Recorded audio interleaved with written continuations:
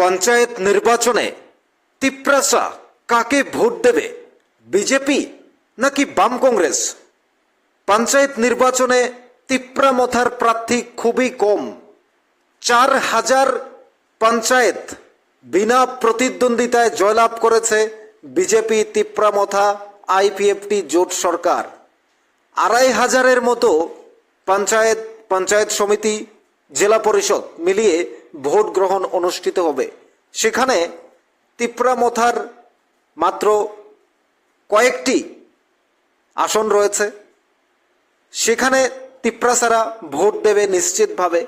কিন্তু বাকি যেখানেই বিজেপি এবং বাম কংগ্রেস জোটের লড়াই হবে, পঞ্চায়েত, গ্রাম পঞ্চায়েত, জেলা পরিষদ কিংবা পঞ্চায়েত সমিতি, সেখানে তিপ্রাসারা বা তিপ্রামথার সদস্যরা কাকে ভোট দেবেন? বাম কংগ্রেস জোট নাকি বিজেপির প্রার্থীকে? বিজেপির সাথে সমঝোতার ফলে, আলোচনার ফলেই তো তিপ্রাসা বা তিপ্রামথা আলাদা প্রার্থী দেয়নি। সরকারের সাথে সমন্বয়ের ফলে, আলোচনার ফলে বিজেপি সরকার কিংবা বিজেপি তিপ্রামথা আইপিএফটি জোট সরকার তারা আলোচনায় বসে বেশ কিছু আসন তিপ্রামথাকে ছেড়ে দিয়েছে, সেখানে তারা প্রার্থী দিয়েছে।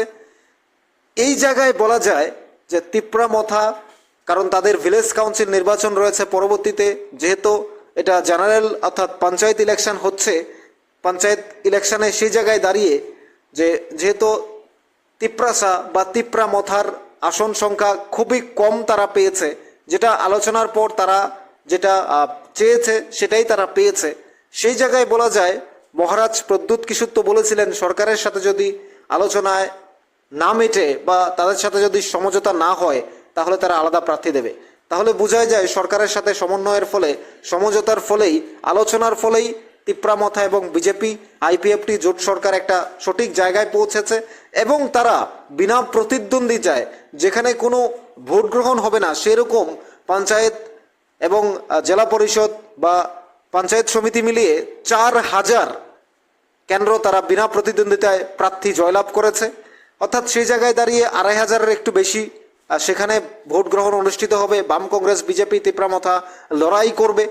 এই জায়গায় দাঁড়িয়ে তিপ্রামথার সদস্যরা বা তিপ্রামথার বন্ধুরা বা তিপ্রাসারা তারা কাকে ভোট দেবে? বাম কংগ্রেস জোটকে নাকি বিজেপি আইপিএফটি তিপ্রামথার জোট সরকারের প্রার্থীকে?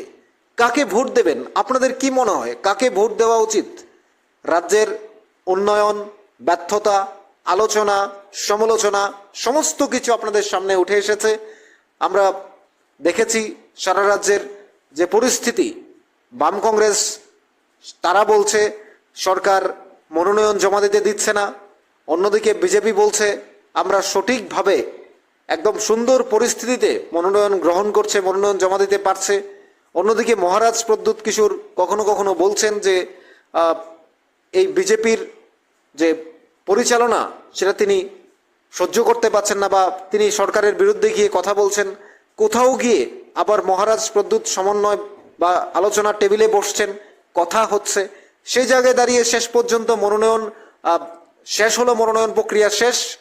আমরা যতদূর দেখেছি তিপ্রামথা, বিজেপি আইপিএফটি কিংবা তিপ্রামথার সাথে বিজেপি আইপিএফটি জোট সরকারের যে তাদের যে সিস্টেমটা সেটা একেবারে সমন্বয় সাধন হয়েছে।